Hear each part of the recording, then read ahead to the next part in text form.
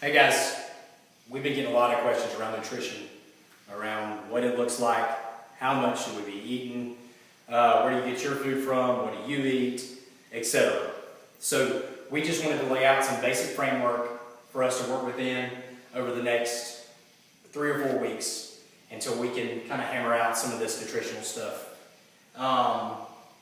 We're going to start with the basic of basics and just give you the 3 macronutrients. The 3 macronutrients are protein, carbohydrates, and fat. Just to give you an idea of what each of those are. Protein is your animal meats, eggs, etc. Carbohydrates, rice, breads, quinoa, vegetables, you name it. Fats, extra virgin olive oil, coconut oil, macadamias, almonds. There's a whole plethora of fats as well. But what we're going to focus on today is protein. And the reason we like to focus on the protein first is because, for the simple fact that there's really not much emotion attached to protein. You can ask about 9 out of 10 people, and they all tell you that they have protein at some point throughout their day.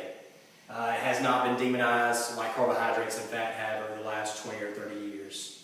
So we're going to start with protein today. We're going to hit some bullets, keep it really simple, and then we'll kind of lay out some basic prescription for you guys as well. The first bullet is the thermogenic effect of protein. The reason that that's the first bullet point is it's not just the only food that provides a thermogenic effect, but it's the only macronutrient that provides the thermogenic effect on that level. So just think about it like this. When you consume protein, you have a bigger thermogenic effect than you do whenever you eat carbohydrates or fat, which basically means for the user or the person that's eating the food is they're going to burn more calories when consuming protein than they are any other macronutrient. Number 2 bullet point, repair. Repair comes in many different forms. So you do a bunch of pull-ups, arms are really sore from the workout the day before or that day, that night, so you're going to drink your protein shake to help repair the tissues. But also think about repair on a cellular level as well. So you have stress coming in and out of cells, whether that be family stress, stress from work, stress at home, whatever the case may be. The cells have to be repaired in order for them to work properly. And protein is one of the only macronutrients that can help repair on a cellular level like that. Satiety. Protein does a really good job of helping stabilize your blood sugar levels. So basically that means that you're not getting cravings throughout the day. You can eat a nice, whatever size protein meal that you have, mixed in with your vegetables, and you're going to be fuller longer than you would if you were just to have a bunch of vegetables or if you were just to have a bunch of fat. Also, bullet number 4. Protein stimulates a hormone called glucagon. Glucagon is the hormone that tells or signals to the body that it needs to release fat. So just to give you an idea what the opposite of that is, when your body ingests carbohydrates and it turns it into glucose or turns it into sugar for the body, then your insulin, the body tells the insulin to store that sugar. So if you're going to have one or the other, the protein, and if you're looking for better body composition, you're going to be better off ingesting protein than you are carbohydrates. Lean body mass, I kind of just tied those two together. So just think about it in terms of if you're wanting more lean muscle mass in your body, you need to ingest more protein. And that probably needs to be put into proper context, and we'll do so throughout the weeks. So I'm not telling you just to eat all protein. I'm just telling you that why protein is important and why you need it in your diet.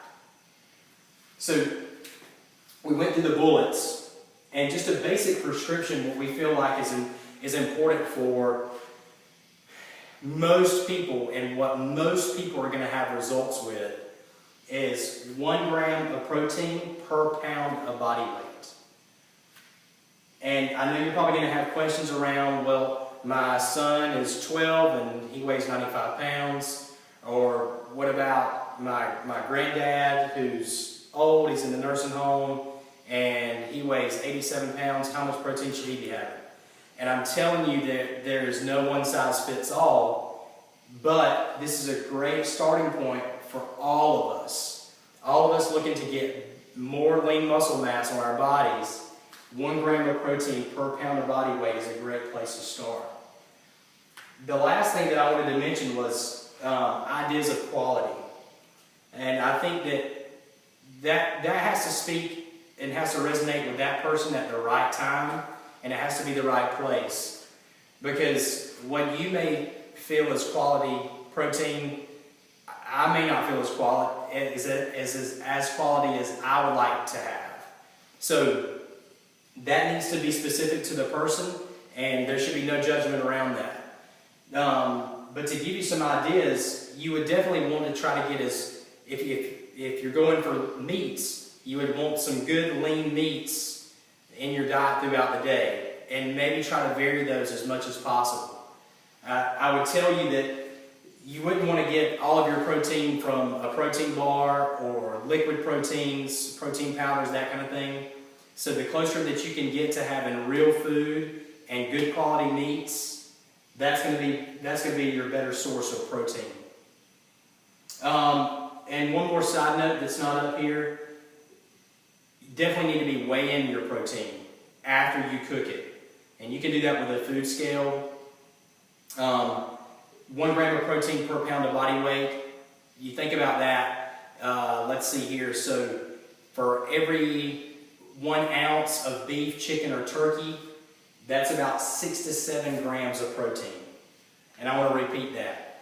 So for every ounce of chicken, beef, or turkey, that's about 6 to 7 grams of protein. So, but you can, there's some ways that you can figure that out. But just to give you an idea of where to start, how to start, we feel like protein is a great place for everybody to start. If you have any questions around protein this week, let's definitely sit down and talk about it. Ask me during class. Ask somebody that you feel like is doing a very good job with their protein and keeping a good log of it. Ask them how close they are to 1 gram of protein per pound of body weight. And remember, this is a good starting point. This is not going to be exact for everyone. We just feel like this is a good place to start.